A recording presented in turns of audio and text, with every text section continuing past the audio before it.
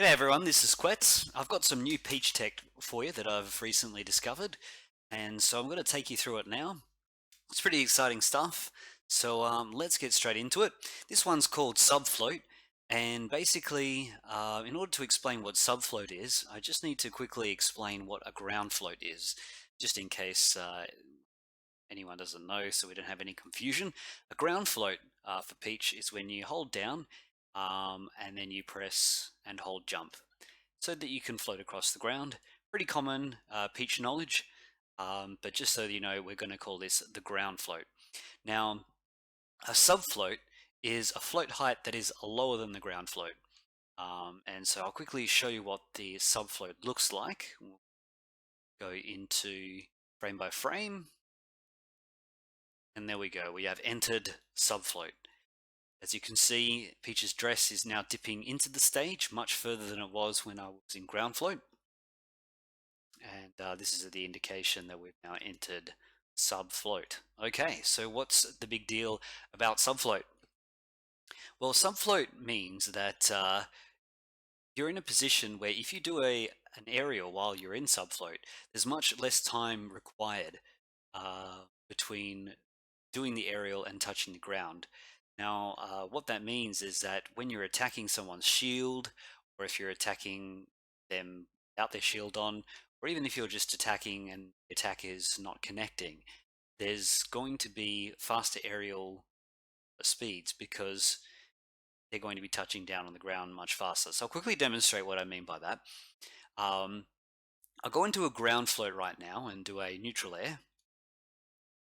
Right, and we'll allow the neutral air to fall here. This is the first frame that the hitbox comes out, and we'll start counting from here. So frame 1, 2, 3, 4, 5, 6, 7, 9, 10, 11, 12. 12 frames it took to fall down, and that was without a fast fall or anything like that. That was just a neutral air and then letting it drop. So 12 frames that took. By comparison, we'll go back into subfloat and then do the same neutral air, 2 and 3, and then we're going to let that one fall. 1, 2, 3, 4, 5, 6. Took 6 frames to touch down onto the ground, so it took half the time for Peach to land from a neutral aerial without a fast fall.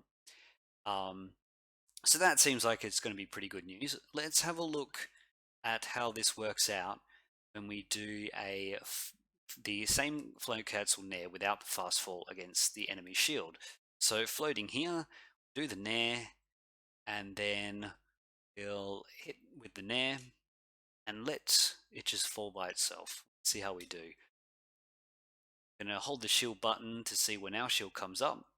Enemy shield has come up already, so that's 1, 2, 3, 4, 5, 6, 7. So it took 6 frames for our shield to come up, which means that we were -6 on shield. The enemy Peach had 6 frames to act before we could do anything, which means that we would almost certainly get shield grabbed if they had gone for shield grab, or options like that.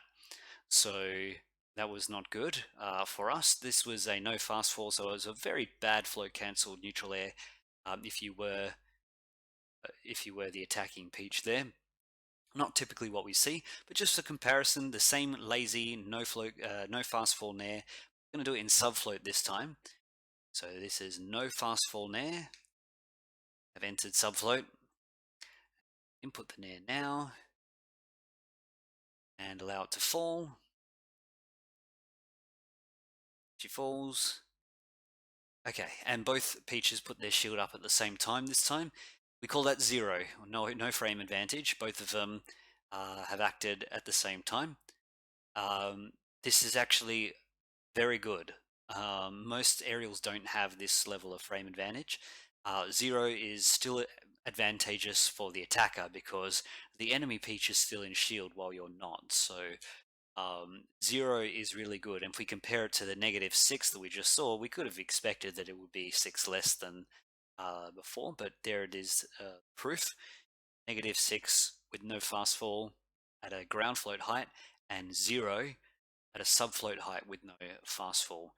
Now, how fast can can subfloat ultimately be? We already know that float cancelled Nair can be as fast as +3. This is on the ground float version, but most Peach players don't tend to do that. Well, in fact, I've never seen anyone do it before. What most Peach players tend to do is this Nair. They'll do this Nair where it connects on the shield, then they'll fast fall after it. So this is a typical Peach float cancel Nair, where they will get the fast fall, but they won't get the fast fall input before their connection onto the shield. So this one is I get the shield up first, so that's 1, 2, oh, it was just 1.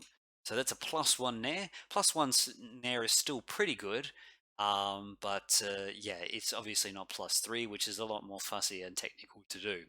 So typically we're looking at a range for standard ground float cancelled Nair that people are currently doing in the meta, between -6 if it's executed poorly, up to about +1 most of the time, possibly up to +2, almost never like in a vacuum +3. Now, by comparison, we already know that our starting point for the subfloat Nair is 0, which is a really great starting point. But what is our limit?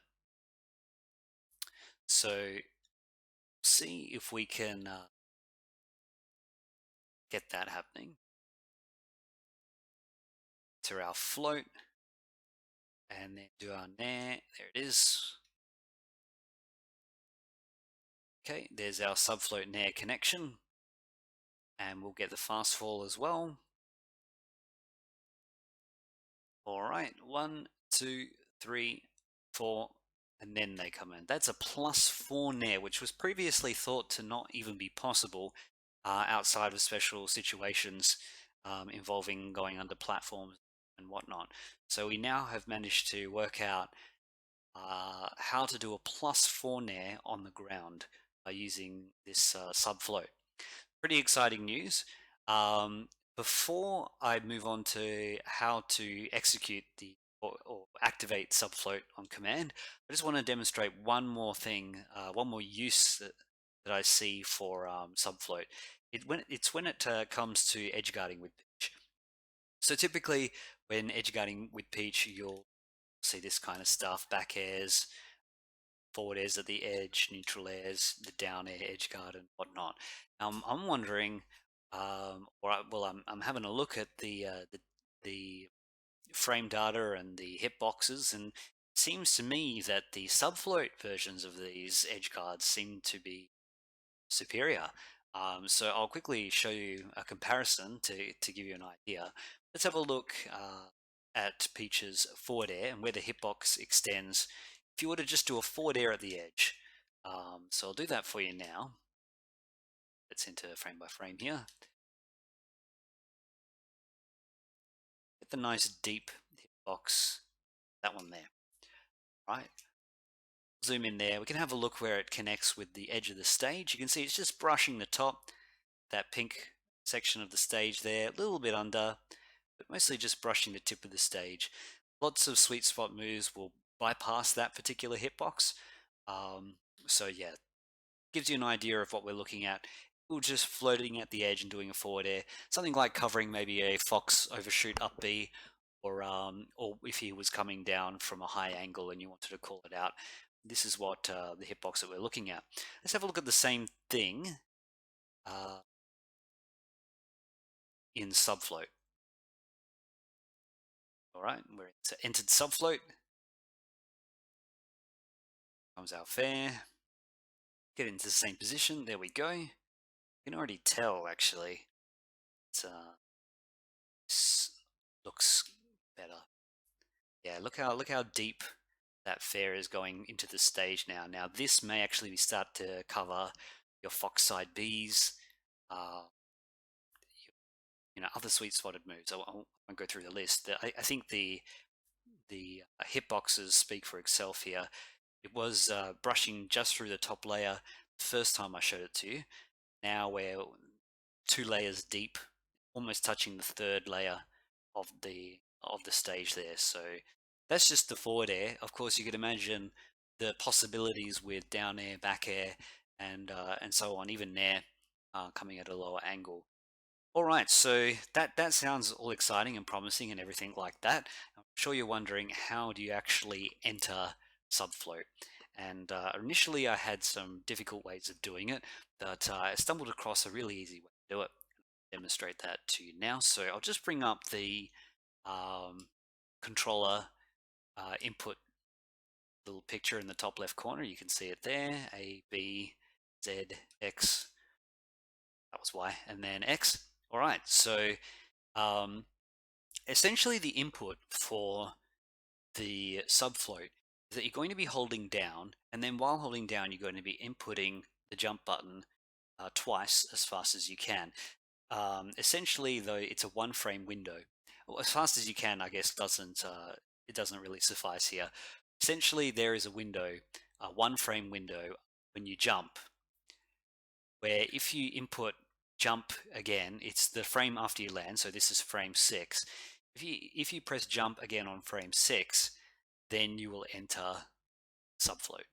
Okay, so you can either do this by double tapping the button that you jump with. So if you're a Y jumper, you could double tap Y, or you could double tap X. I found this quite difficult. I'm an X jumper, and I found that I couldn't do this very well. Like, I just did it then, but that is beside the point. Normally, I couldn't do it. Lod, who is a Peach player who is able to do this unintentionally, does it through tap jump. So he does up and down, which I didn't think I'd get on the first try again, but there you go. Maybe it's getting really good at this. So he can enter subfloat by using tap jump and then immediately going up, down, X, like that. The way that I found it to be by far the easiest, and this is probably going to be the part where I mess up, considering I got every other way, is I hold down and then slide my thumb, kind of like how some people like to do double jump land, like this, from Y to X. You can see the buttons lighting up there. I'm not holding down yet, but I'm just demonstrating the slide here from Y to X. So I hold down and then go Y to X, and that's me entering subfloat. So that's how you enter it. You will have to experiment yourself to see how which one suits you. Do you have to double tap your jump button? Do you prefer up down, or are you like me and think that sliding from Y to X is the future? If you're an X jumper, you might want to try sliding from X to Y, but it feels a bit clunky. But I guess it's just because I'm used to jumping with X. So have an experiment with that. Have an experiment rather with um, any applications that I might not have thought of yet. This is very fresh. I only worked out how to do this morning, so in my excitement, I've already made the video. Not really thought about too many applications, but those are some to get us started with. Tell me what you think. Um, and I'm happy to try and answer any questions you might have about it so far. But I encourage everyone to actually give it a try for themselves first before bombarding me with questions, which tends to happen a lot. Try it for yourself, see how you can do it.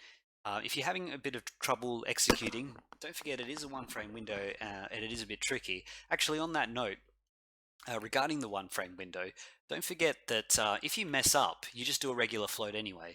So it's a bit of a safety net. If you don't get the subfloat, you're just going to get a regular float. So no big drama. It's a really good feature actually about this particular way of entering subfloat, is that if you do mess up, then it's just no big deal. So yeah, thanks for sticking it out to the end, guys, and watching this one. Be doing more of the videos style in the future, because a lot of the production work that I that's usually expected of these kind of videos slows me down. It's not really my thing to do that. I just do the information. I just want to show it to you guys. So I prefer to just talk about it, and we'll probably expect that in the future. So yeah, expect more from me style. Also have to thank Lod for a lot of the ideas, for basically getting this idea started. I was paying very close attention to the way that he was floating, and this was one part of it. But there is more to Lod's floating, and that will be next video. This is just the part one of two of what I've managed to extract from Lod's float style. And I might do a separate video explaining Lod's float style uh, once I've explained the separate parts to it, because it will make a lot more sense at that point. All right, guys, thanks for listening, thanks for watching, and go and practice your sub floating.